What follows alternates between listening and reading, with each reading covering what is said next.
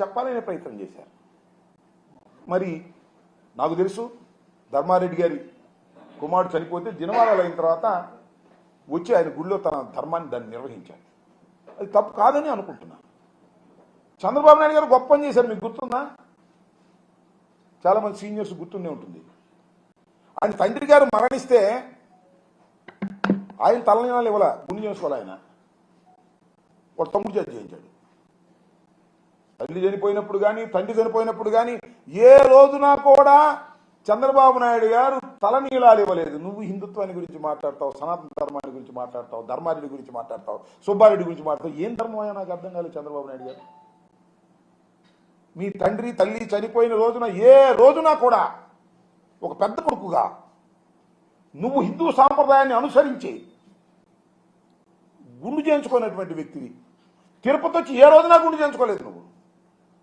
నువ్వు తిరుపతి ప్రసాదం గురించి, తిరుమల వెంకటేశ్వర స్వామి గురించి మాట్లాడితే మాట్లాడేవి తప్పులేదు.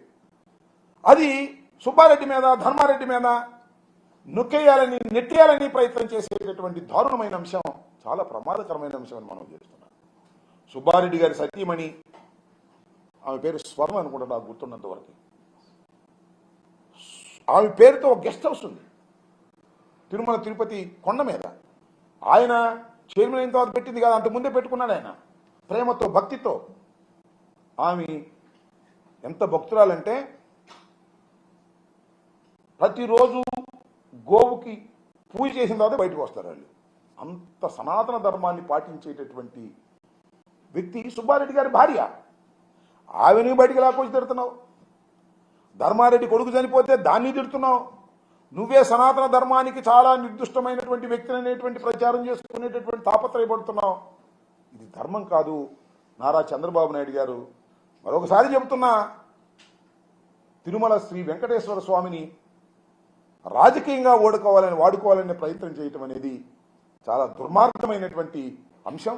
దీనికి మీరు అన్ని విధాల మూల్యం చెల్లిస్తారు భవిష్యత్తులో అనేది కూడా ఇవాళ నేను చెప్తున్నాను. దయచేసి గుర్తుపెట్టుకోమని కూడా మనవి చేస్తున్నాను. ఇంకపోతే పవన్ కళ్యాణ్ గారు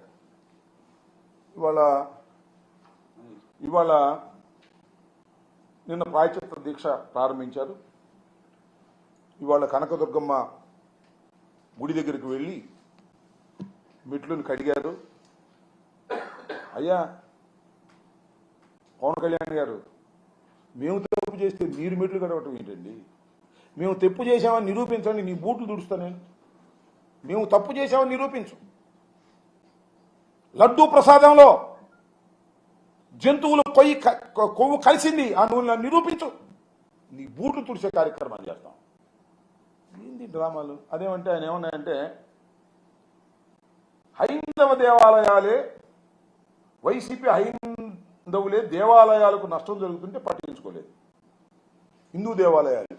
నేను మనవి చేస్తున్నా, తెలుగుదేశం ప్రభుత్వం అధికారంలో ఉన్నప్పుడు విజయవాడ రోడ్డు మీద ఉన్నటువంటి అనేక దేవాలయాలను పగలగొట్టి దేవాలయాల్లో ఉన్నటువంటి దైవ స్వరూపాలను మున్సిపాలిటీ తొట్టుల్లో వేసుకు వెళ్ళినటువంటి సంఘటన మర్చిపోయారా అని అడుగుతా ఉన్నా. ఆ రోజు ఎందుకు మాట్లాడలేదు?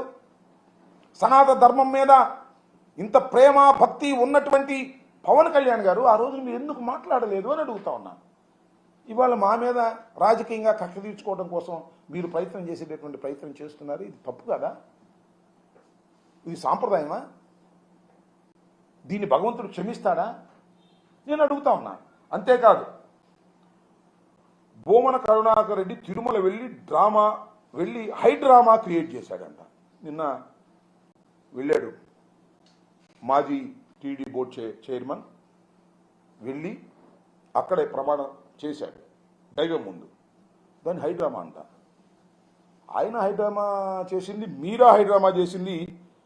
ఒక్కసారి ఆలోచించాలి ప్రజలు, ఆయన కూడా తెలుసుకోవాలి అని మనం చేస్తున్నాం. కొద్దిగా జూమ్ చేస్తే చూపిస్తా ఎవరిది హైడ్రామానో ఎవరిది హైడ్రామా కాదో చూస్తున్నటువంటి ప్రేక్షక మహాశయులు నిర్ణయించాలి అని. దీన్ని ఏమంటారో చెప్పండి.